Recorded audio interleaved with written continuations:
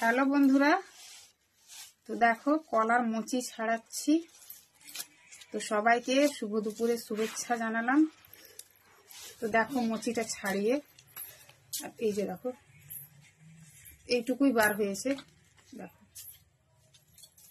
তো আর এটা ছাড়াবো না, কেননা তরকারি মানে কি বলবো খুবই কম হবে। আলু দিয়ে করব, আমার আর দিদির হলেই হলো, কারণ আমার ছেলে মেয়ে খাবে না।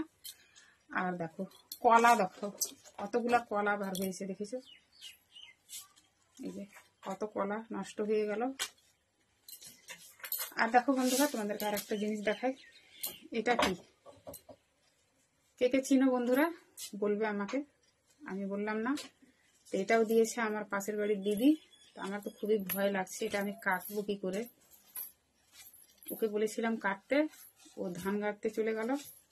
এগুলা ছুতে ভয় লাগে আমার, খুব হাত চুলকায়। তো কাটতে তো হবে, কি করে কাটবো সেটাই ভাবছি।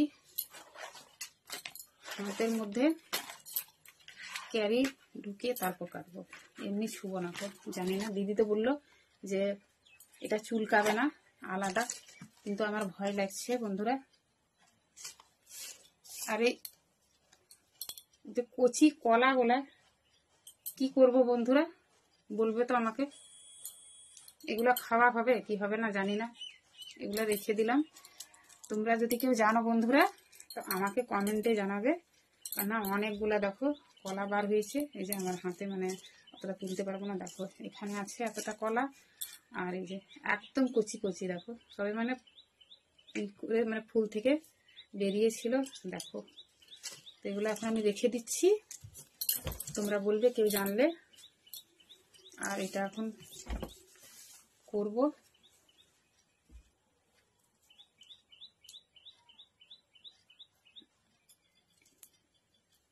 বেশি বড় হতো না এটা। তো ঠিক আছে বন্ধুরা, আর ভিডিওটা বাড়াবো না। আমি তরকারিগুলো কেটে নিই, তারপর আবার রান্না বান্না করতে হবে। তো সবাই ভালো থেকো, সবাইকে বাই বাই।